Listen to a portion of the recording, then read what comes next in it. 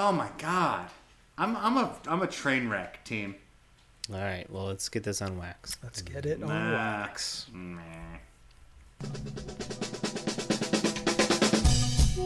Yeah, so just prepare to. It'll be great. It'll be perfect. Yeah, so just prepare to. Y'all motherfuckers don't watch us play throughout the year, to tell you the truth. I'm gonna be real with you, and I don't care if I get fined.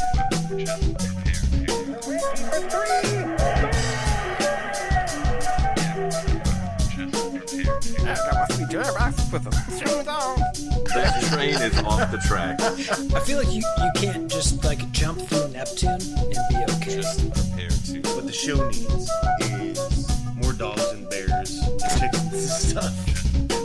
Yeah, so just prepare to be awash in unbelievable goodness. Welcome, Pacers fans. You are listening to the Undebeatables, your semi-weekly Pacers podcast. Today is May 17th, 2022, and this is episode 592. Coming to you from the high school home of Jamison Brewer, noted second-round draft pick, Silver Spring, Maryland. I am the doctor, Jason Triplett. This show, we are going to discuss the results of the draft lottery, not the draft lottery, and the conference finals. Joining me this week are all three of our analysts, coast to coast like buttered toast. Oh, that's false. We're missing one person. But from Asheville, North Carolina, he's our in-house bartender mixing up the drinks and the crappy jingles. It's John Colson. What is up, Pacer Nation? What is up, Undebeatables? I'd like to shout out the Fever. They're 2-4 so far this season, but relying on their draft picks, and things are making them better. So, shout out. So there's hope. There's hope in draft. Oh, there's hope in Feverland, yes. And that voice you heard is coming to you from Boise, Idaho, out west, our enforcer, John Harper. What is going on, fellas? I'm going to shout out F1 reporter Martin Brundle this week. He was in the paddock before the Miami race, trying to sneak in some interviews with the local celebs because everybody was there. And he went and hunted down Patrick Mahomes, only to find out that was Paolo Banchero. Oh, no. Oh, no. Who does not look very much like Patty Mahomes and is 6'10". In his defense, he's British? He has a similar name? No. No. Got nothing. No. It was not a great look. Yeah. Shut up. Maybe he's like my height, and everybody above 6 feet looks the same. All right, before we start the show, I just want to remind you folks that this show is brought to you by you. You can head over to patreon.com/undebeatables to support the longest-running Pacers podcast for as little as $1 a month.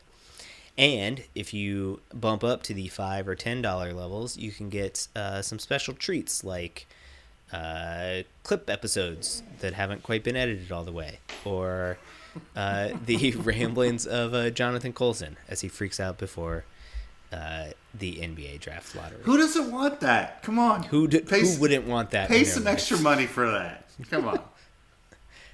All right. Well, we are here to discuss what Colson has deemed one of the most important moments in Pacer history in the last 20 years, I guess. Yeah, basically, since we went to the finals. 40 years, maybe? Something. 40 years? The Pacers, as you know, had a craptastic season.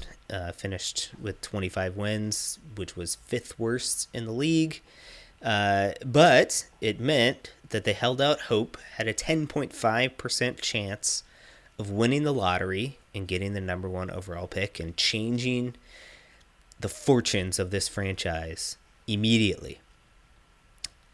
Instead, the Pacers end up with the sixth pick in the NBA draft this year. Notable other number six picks in NBA history,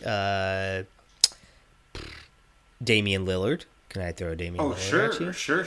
You could also throw a Wally Zerbiak at me if you'd like. Yep, Wally Zerbiak. What about Yi Jianlian. Well, what about that? Did the Bucks pick him up? Who drafted him? The Bucks picked him, yes. And look at where they are now. Right. Well, they're out of They it. won a championship. But last year they won a championship. they won a championship. Exactly. That's right. We can go all the way back. Calbert Chaney was a number 6 pick. Sean Battier, I believe, was a number 6 pick. Yep. Larry Joe Bird. No, that's not true. Well, no. Actually, no, it was. Yeah, No. he's on this list Yeah, he's on that list, but because he was picked while he still was in picked the college year or something. before. Yeah, So he was the number 1 draft pick. technically still a number 6 pick. Okay, fair enough. I'm saying is Celtics picked him number 1 the year before, and then he went number 6. But whatever, sure. Did he go Right. number 6? Yeah, Larry Bird went number 6. All right, there you go. There you go. Boom. It's just math, baby. Sure. That's how. And math works. Maybe he in went a- 7th. In a twist of fate that really dug the knife in for me, the Sacramento Kings popped up into the top 4, got the did. number 4 pick, being represented at the draft by none other than Domantas Sabonis. Saboner. Yes. So that didn't go very well, that trade. But anyway, all right. Colson, let's just get a stream of consciousness. I know you didn't have time to write a haiku, so let's see where you're at. I think you should probably go to Harper first. Like I don't even know what to do with myself. So here's the deal. We tanked. We've never tanked. We don't tank. It's not what we do. We've been in the lottery occasionally over the last 30 years since I've been a fan. 40 years since I've been a fan. And it's always been 10 to 14. There's always been a chance at an Austin Crozier or something, Like that's what we're looking for. We're looking for some...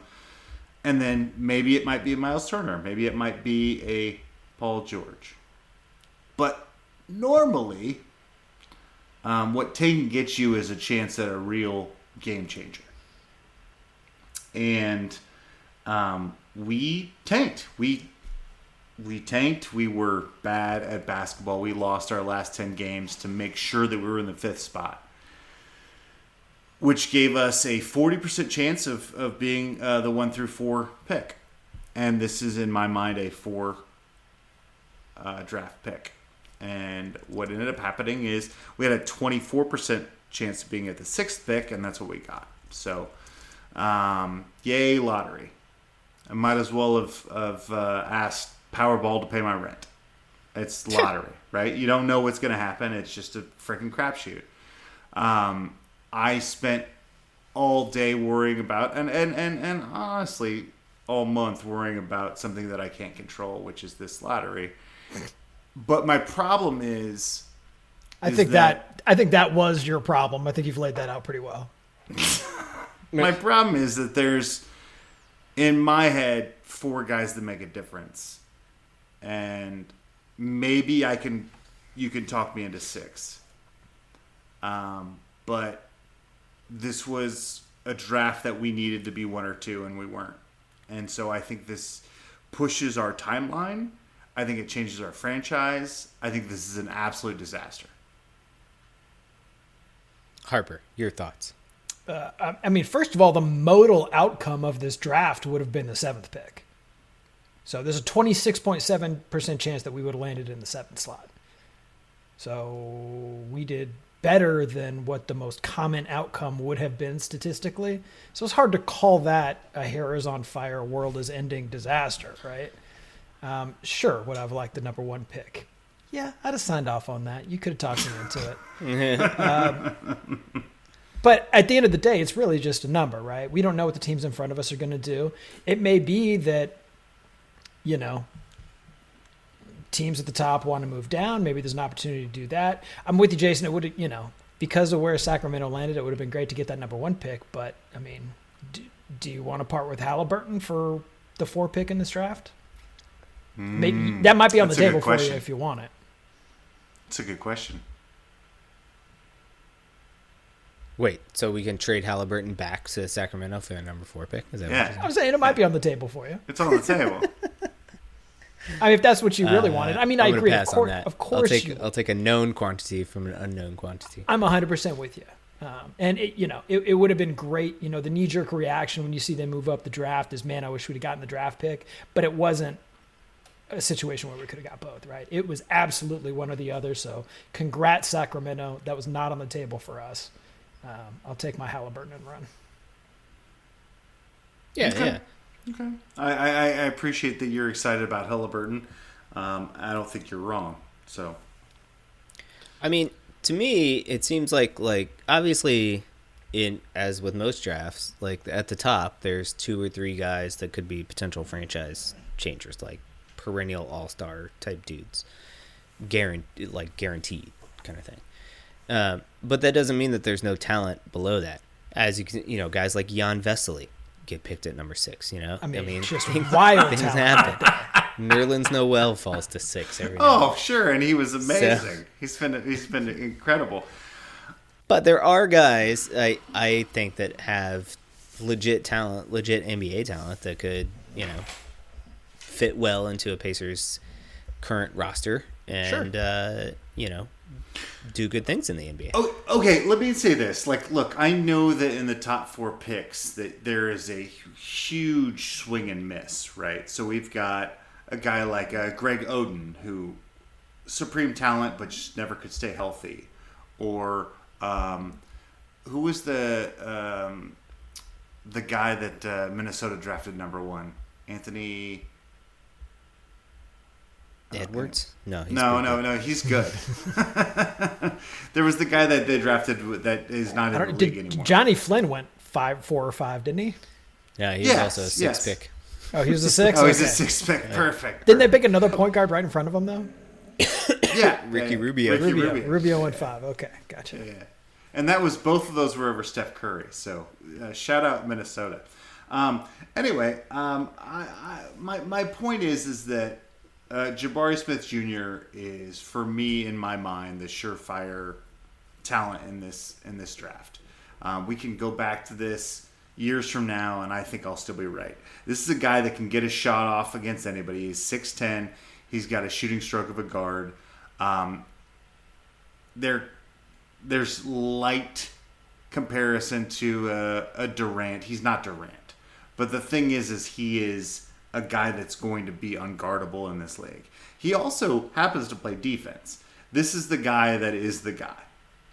After that, there's another tier.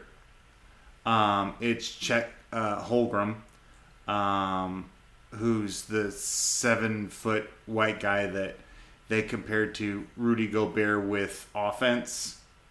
But he also is like my weight, even though he's 7 foot tall. There's Paolo Banchero, which we heard talked about earlier today. He seems to be sort of a stereotypical, not stereotypical, but like a very well-rounded old school power forward in a new league. And then there's Jaden Ivey in my head, who is the Purdue shooting guard, who I think is electric. He's got a first step that nobody can guard, even in the NBA, and he's got clutch. And so I think those guys deserve to be on this list. Now, after that, it's freaking a crapshoot, and we're not in the top 4. We're not in the top 4. I mean, I certainly would have liked to get Ivy, but as much as anything, just because he's a Big Ten guy, you know what I mean? Like, it's a position. Sure, he went to that we Purdue. can He's use, great. and We he's a pretty need good a guy. shooting guard. He'd be great in the backcourt. And he may fall to you. I don't think that the verdict is out that he's a lock at 4. Yeah, in fact, on the broadcast, they had a insider's view of what they think the top 5 picks will be based on how the lottery shook out, and Jaden Ivey was not in the top 5. What? So he'd be there at 6. So, Yep. yeah, That would be amazing, and also the other teams would be terrible at their jobs because this kid is legit. Or maybe they're good at their jobs and Jaden Ivey's not as good as we think he is. That's also a possibility. I'm just concerned that we wasted a year to get a guy who's going to be fine. Where I feel like Jabari Smith is going to change somebody's franchise, I'm going to get somebody who's going to be fine. I mean, the guy that we get is not going to be as good as Jabari Smith. Yeah. Right. Not right out of the gate, that's for sure. Yeah. But all these guys, you got to remember, are 20 freaking years old. Yeah. So they're not done growing physically or mentally, right? So like there's a lot of basketball to be had out of these guys, right? Like, and that's why you say it's a crapshoot, because we have no idea where careers are going to go, you know.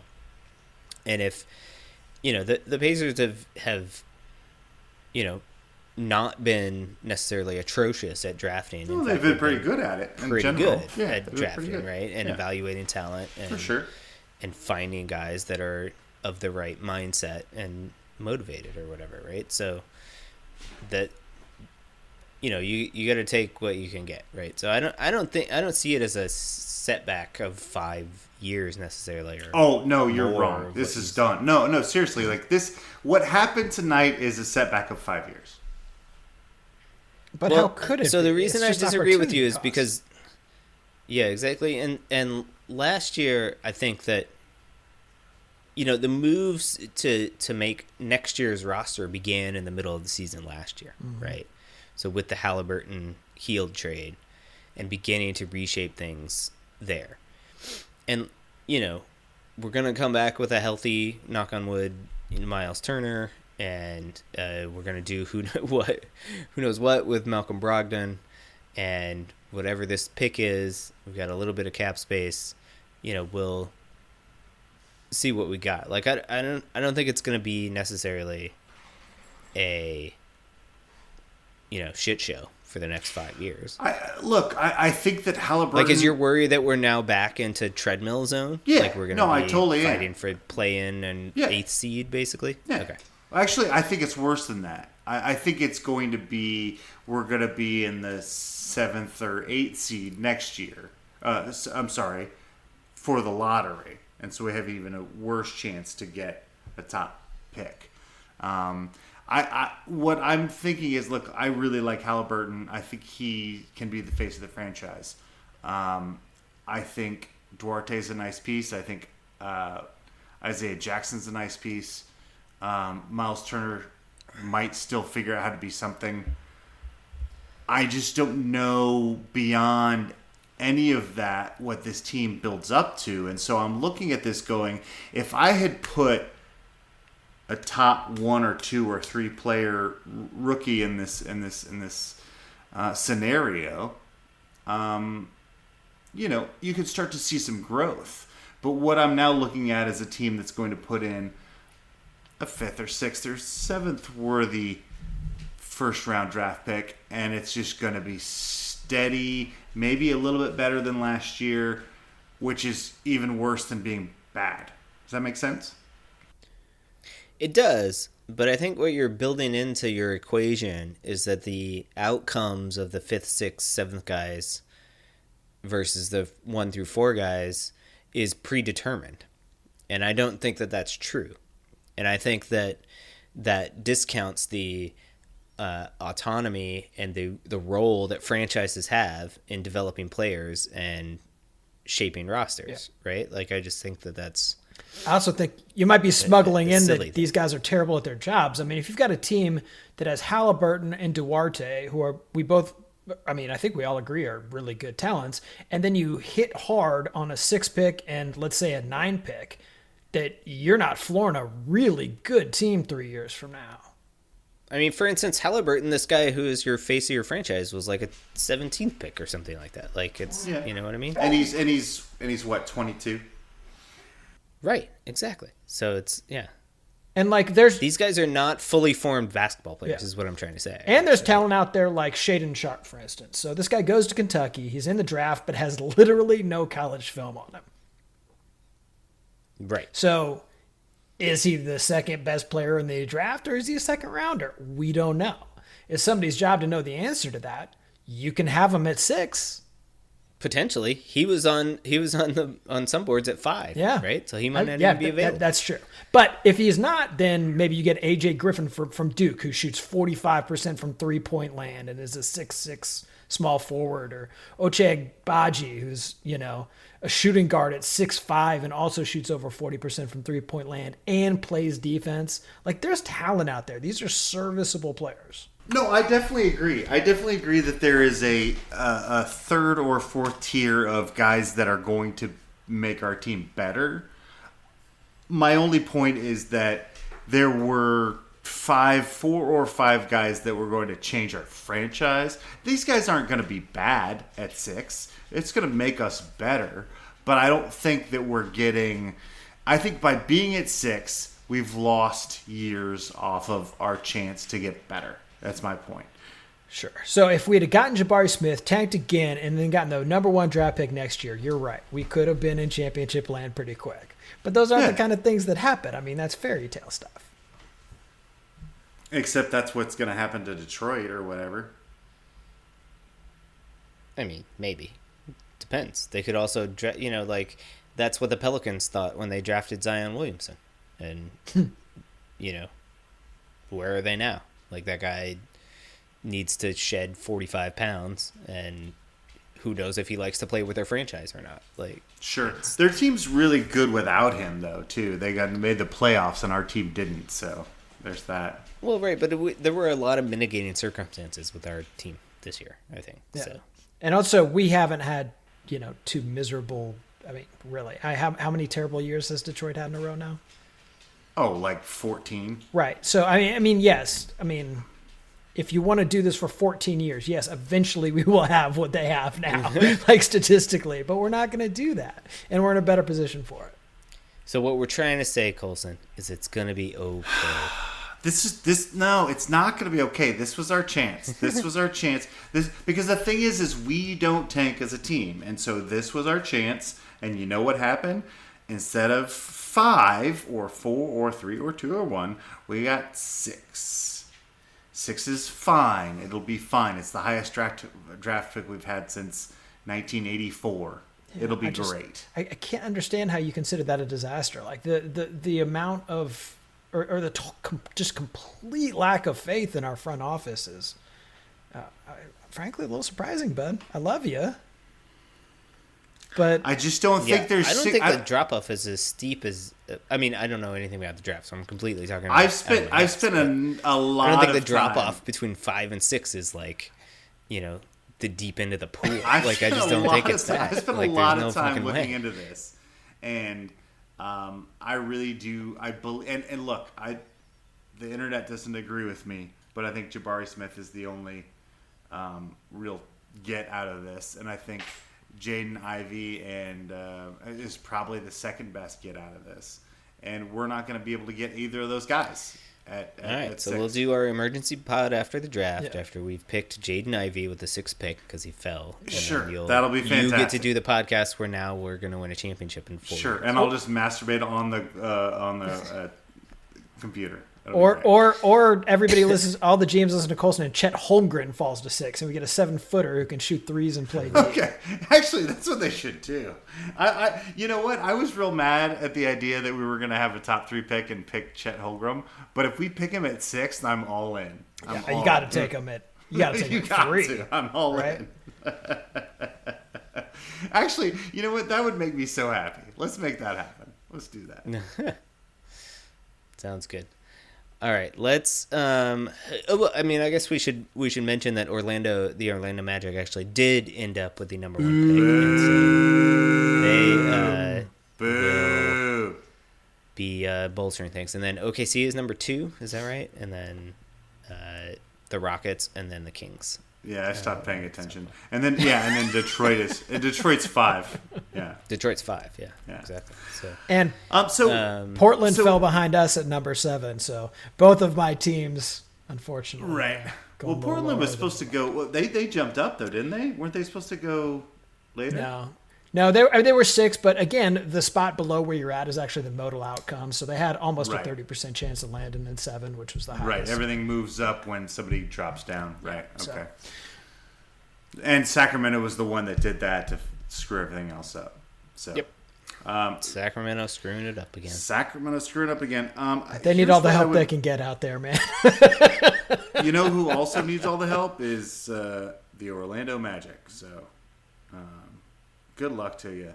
I mean, I don't care about the Thunder, but man, the Orlando Magic and the Detroit Pistons need some love. So, Be that as it may, if OKC doesn't have a good draft, that'll be shameful because Yeah, well, they have like 4 swings at the it's a lot of apple. bites. 4 bites at the apple. Yeah, look, Bites I at the really swing, like I don't bites know. at the pinata. Yeah, something. bites at the pinata. I really like SGA and Dort. They've got stuff going on there. They don't need our help. Josh Giddey's pretty good. Yeah. Yeah, they'll be fine. They have 17 picks over the next 4 years. Yeah, no, they're going to be ridiculous in 5 years. Or they'll still be in the league. Yeah, exactly. Or they'll trade it all to the Indiana Pacers for peanuts Exactly. and a Malcolm Brogdon. Right. They could be the 76ers who spent all those years in the process and get taken out in the second round of the playoffs. So, shout out. Yep. On that note, let's take a break and we can talk playoffs when we get back. Fight somebody. Yeah. Who am I going to fight during the break? I don't know. James Harden, he'll lay right down for you. Like every day, I pray to the giving tree. Visit with infinity. Like every day, I pray for my family, my guides and my enemies. Every day, I pray to the giving tree. Visit with infinity. Every day, I pray for my family, my guides and my enemies. It's like pluses and minuses, X's and O's. X's sent from hoes you never severed the stone with. Stone wit and logic could never trump intuition. We want a glimpse of that golden vision set in the stone. Eyes closed, you still trying to sell gold to the setting sun. But I'ma re-up as soon as I wake up. Rolling plays of herbal, that's no turbulence medicine. Our soil is royal, I'm a sequoia with leather lungs. Trying to feed a thirst for wisdom to a bunch of 7 stumps. As a buffet, you eat your plate and wait, then hoping seconds come. Lately the flesh heavy, I just want fresh veggies like Freddie Buns. In the total world when it's said and done. Remember when you ain't listen to common sense, and your heart was your main source of consciousness. No places written with forgiveness in the shitty basement. 40 ounces and dirty blouses dancing the end of days. It's been amazing, kind of fornication in my mind's eye. If it goes under the sea, I might just choose to dive by. High tides on a mission to crash. Distancing myself from energies that live in the past. See the greedy can't last in the city of gold. In many ways, these trees are the reason we breathe. So believing when I'm smoking, I'ma give them my all. I'ma plant me a seed, yeah. Every day, I pray to the giving tree. Visit with infinity. Every day, I pray for my family, my guides and my enemies. Okay, we're back from the break. I like that. I don't know if Joey doesn't normally go okay. I kind of like that. Maybe we should get him on that. Okay, we're back from the break. Yeah, I feel like I could join in. It was very communal. I like that. All right, good. Well, everyone is welcome. This is the second half is a place where we all get along and talk playoff basketball. All right, so we have moved on to the conference finals. So let's wrap up what happened in the semifinals. Some surprising outcomes. Let's start in the Eastern Conference. As Colson mentioned before, the Philadelphia 76ers dropped their series to the Miami Heat in 6 games. Joel Embiid made a nice comeback, but it wasn't quite enough for the Here, Sixers. put this face mask on. It won't hurt when they hit you in the face. Yeah, wait, it still will. repeatedly. Yeah. It'll still hurt. Oh, yeah. So Miami moves on to the conference finals. In the other series on that side of the bracket, a thrilling 7-gamer between Milwaukee and Boston. Boston ends up taking this one, winning both games 6 and 7 in Milwaukee and at home, respectively. Game 7 just absolutely shellacked the Milwaukee Bucks. Any takeaways from either of you guys for either of these series? Whatever you want. It's an open forum. So in the Heat series, I will have you know that I nailed that one, but I'm pretty sure it's only because Jason pushed me off my spot of 5. So I'll take the hand-me-down. Nice work, Jason. As a consolation prize, Mr. Triplet, you did nail the other series. It was Boston in 7. I had Milwaukee in 7. I wasn't expecting that much out of the Heat series. The Sixers got embarrassed going out of that series. Milwaukee, I know they're without Chris Middleton, but boy, that was not an impressive Game 7 effort from them. Really just a little bit disappointing in the East, if I'm being honest. Fair enough. I still think that Giannis, he did everything he freaking could. It was a triple-double in the last game, I think, maybe. If he doesn't triple-double he averaged in a game, like It 40 was a in the series or 20 and 9. It wasn't a triple-double. It was a 20 and 9, I think, the last game. They could have used a little bit extra help. I think I predicted Boston to win the title at the beginning of this, all of this. Actually, I predicted Boston to get to the finals. So I'm not that shocked by this, but at the same time, like, Boston's deeper. They're better, and they're gonna beat the shit out of Miami. So I got zero problems with this. Are they though? Yeah. Oh, yeah. Miami's got enough. Miami cannot score enough points to be a part of this Boston thing. I know that Miami plays defense, and I know that Jimmy Butler is a pest, and Bam Adebayo is tough at the rim. I know that they'll probably lose Game 1. We're recording during Game 1 because they're without Marcus Smart and Al Horford. Boston is, and they're coming off of a grueling 7-game series. Well, I don't know. I'm not sure they broke a sweat in that Game 7, but yeah, it was a 7-game series. Good call. And a really quick turnaround. Not nice from the schedule makers. So I assume that Miami will win Game 1, but I just believe that Boston is a far superior team and will win this. Okay. Colson's ready to put his prediction in. What do you got? I'm going Boston in 5. Ooh, man, that is not a lot of faith in Miami. They lose Game 1 and then they sweep out. Jeez, the douchebag sweep for Miami. Yep. That sounds appropriate. It does, but that's still a bold prediction with how well that team has been playing. Yes. Not to mention the fact. Confidence. Sorry, not to mention the fact they have won 53 games and had the best record in the Eastern Conference this season. Just saying. Yeah, and they have home court advantage. Yeah, Not worried. For what it's worth. At Douchebag all. sweep. Wow. Douchebag So sweep. specific. Jeez. So I have more confidence in the Heat, significantly. Hard not to. Yeah, exactly. You can't not have less confidence in the Heat than I do.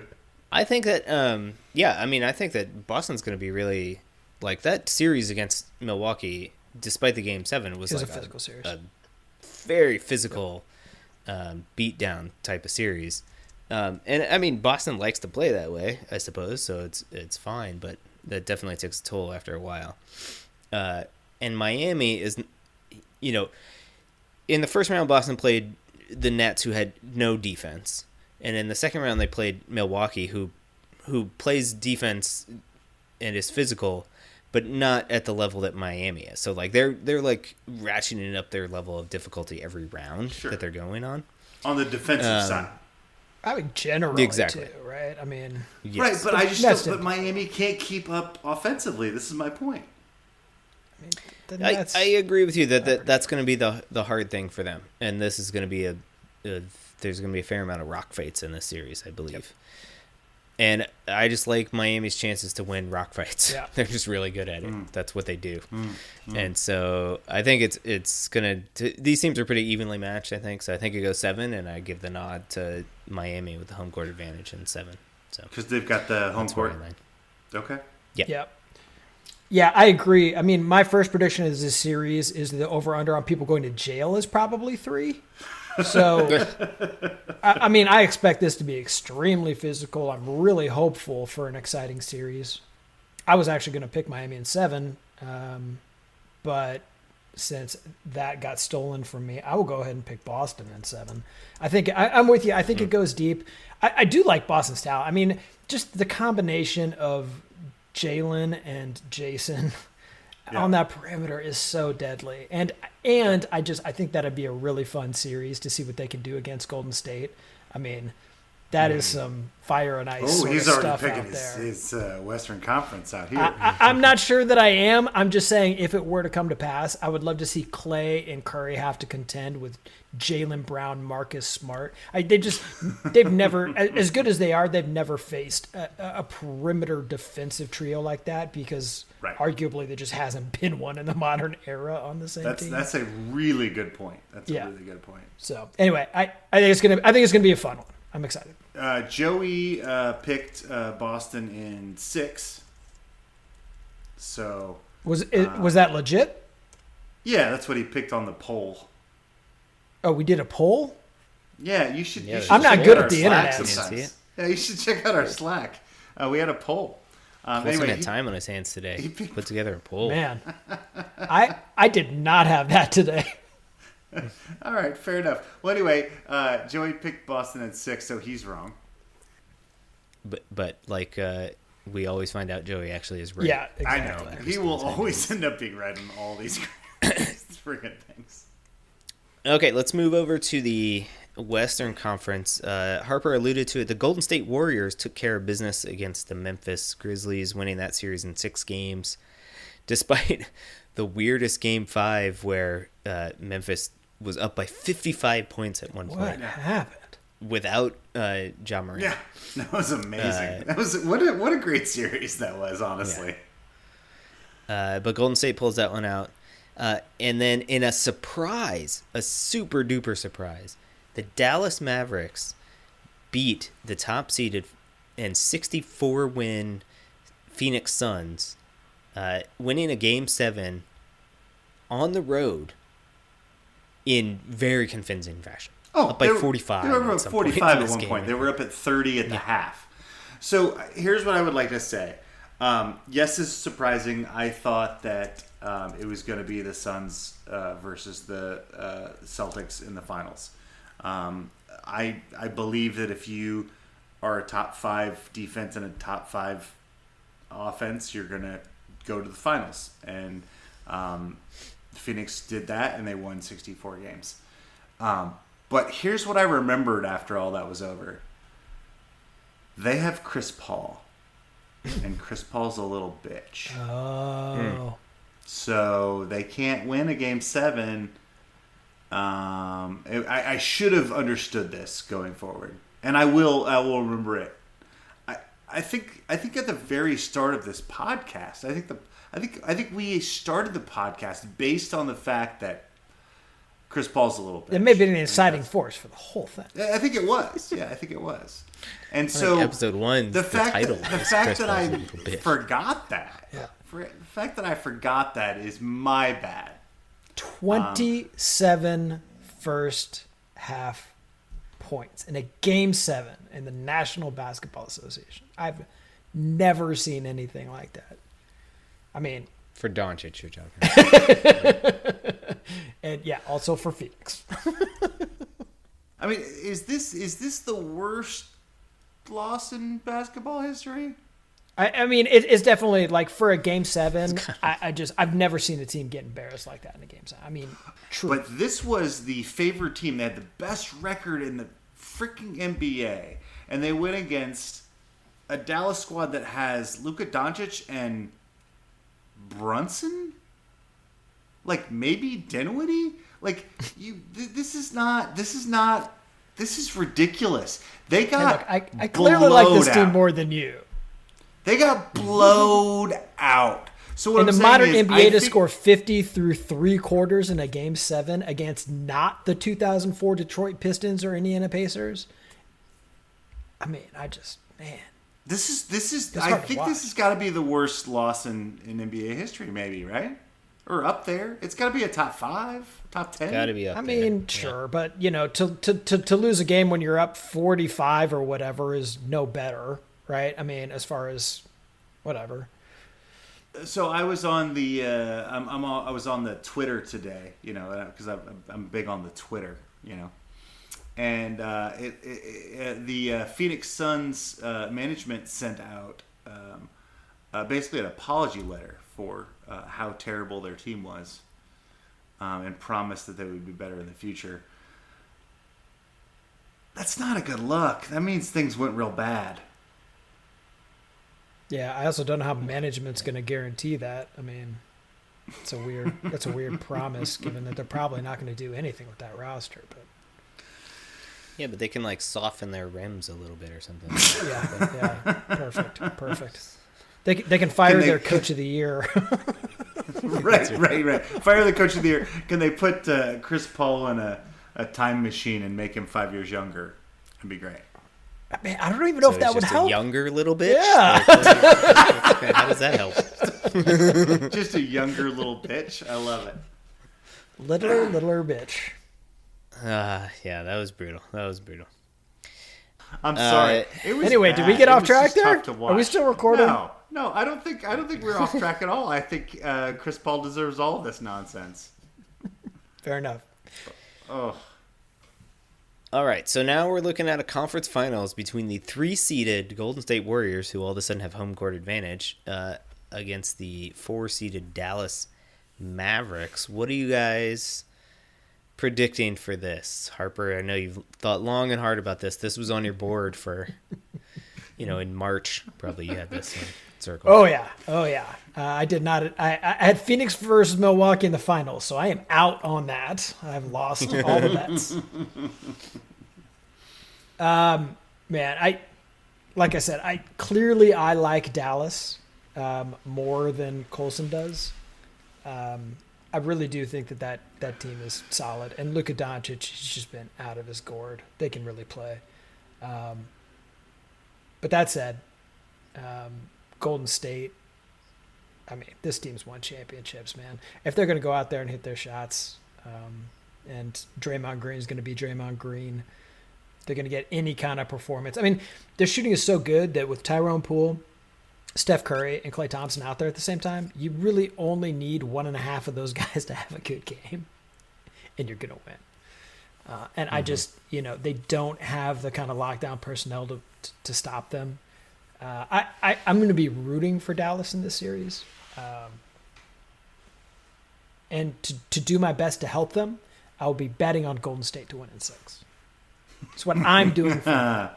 Yeah, that's what you do. Yeah, because you're always wrong. So. Yeah, I think despite the fact that Monty Williams won Coach of the Year, I think that he got outcoached by Jason Kidd somehow in that series. Or Luka, maybe. I don't think that happens against Steve Kerr and that Warriors or Steve Kerr's roster. backup. Right, exactly. Who is now the Kings coach, I think. So, yeah. So but God, Luka is so good. He just wins games, and I don't know how. So I'll take that. You had Warriors in 6. I think I'll do Warriors in 7. I hope. I think we're headed towards 2 7-game conference finals. I will take it as long as those game 7s are better than the Eastern Conference semi-game 7s. Yeah, right. That was garbage. Yeah, or the Phoenix one. And it looks like Colson disappeared into the void somehow in our Skype call. So Dallas and 4 for him. Yep, for sure. Yes, he loves Dallas. You heard him. Couldn't say enough good things about Dallas. The DFS, he loves the Dorian Finney-Smith. Like, that's his guy. And Maxi Kleber. He's always doing his Maxi Kleber impressions. I don't know. And then what do we think Joey's going to pick for this Apparently, one? he told us, if I can find out where our Slack is. Oh, well, I think Colson was only able to manage one poll. So we got an Eastern Conference poll, but not a Western Conference Interesting. poll. So, yeah. I had no idea. So we get to make up Joey's. It's Dallas and 7? 7? Yeah. Sure. I keep it all right with that. Well, I would like to say this is unprecedented, but I don't think it's unprecedented that Colson has just disappeared in the middle of a conversation. 592 shows in. There is nothing unprecedented anymore. All right, well, Colson will come back from the void at some point and tell us how we were wrong about everything, really. But most especially lottery things and the Dallas Mavericks. look. Okay, It's not. I didn't pick him. He picked Dallas in 4. What do you do? that's good. That's good. All right, well, we want to thank you for listening. Until you hear us next, you can find us on lots of social medias. We're on Twitter at Undebeatables. We have a Facebook page / The Undebeatables. We have a website, theundebeatables.com, with a contact form there. You can also email us at shoutout@theundebeatables.com. And maybe coming back just in time to talk about T-shirts. Are you there? I am. I'm here. All right. Oh my god! I got a dog in my face. All right. For the architect Donnie Walsh and our once and always Hall of Fame coach Bobby Sickleonard, turn out the lights. The party's over. Hey, leave me alone. Seriously, back off. Jesus. All right. So I missed the outro to this. I assume that you picked things for me, right? Yep. Oh, yeah. Of course. What'd you pick for me? What do you think we picked for you? I think you picked Suns in. Or no, I'm sorry. I wish I had thought of that. No, I think you picked Warriors in 6. I took the Warriors in 6. Okay. So you got Dallas in 7. It was the next best thing. That was nice of me. They just get real hot. They get real hot from the arc. We know how much you love that Dallas squad. You've been talking them up all season. I thought he had Dallas in 4. Joey had Dallas in 7. Oh, I'm sorry. Yes, Dallas in 4. Did I say 7? Oh, You said Oh 10. yeah, no, you got a Okay. sweet, bud. Oh, good. Yeah. No, that's definitely happening. Hey, They're I riding back that high after crushing the Suns. Sure. You know? Yeah. You're going to take on the world. Your tail is out of control. Okay, stop it. But okay, so I did want to say 2 things. Okay. I just want to read you the 2 best chances we have at the 6th spot. Okay, and see how you feel about this. So Shaden Sharp. He has shades of tall Bradley Beal, Jalen Green. I like both of those things. He's 6'6". He's an above the rim athlete who skies for dunks in space and blocks on the break. His movements are shifty and has a elasticity. I like that. Quick jumper. Teams could use him in the half court on lobs or finishes from the dunker's spot. He has long arms and lateral quickness. All those things sound amazing, right? So he didn't play basketball at Kentucky, electing to sit out a year to better prepare for the next season. He already lacked significant big game exposure in high school, so the jump to the NBA will be a major physical and mental challenge. Also, off the ball defense, he falls out of position when defending his man, leading to closeouts from rogue angles. So what you're saying is that he couldn't guard high school athletes. Correct. Okay, just checking. This is my concern. The reason that I wanted to be in the top 4. Anyway, I like this kid as much as you can like the 6th pick. And then the other guy is Keegan Murray. Shades of TJ Warren. We like TJ Warren. We already have TJ Warren. Well, he used to play for us. Yeah. How'd that work out? Yeah. He's That one awesome week in the bubble. He's a super versatile on-ball defender who can handle wings and bigs and possibly serve as a small ball center. Which, by the way, besides 1 week in the bubble, would never have been TJ Warren's scouting report at all, even a little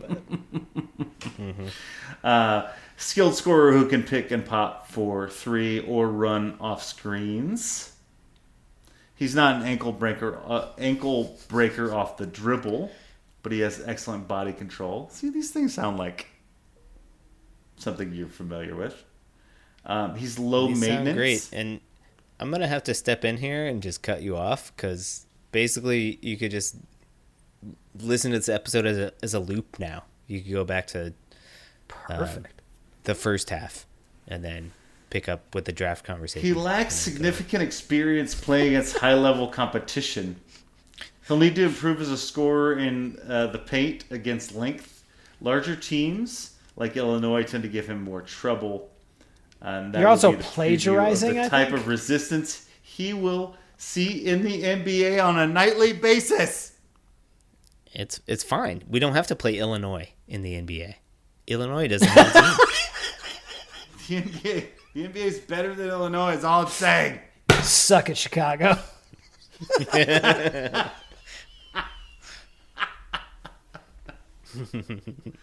enough.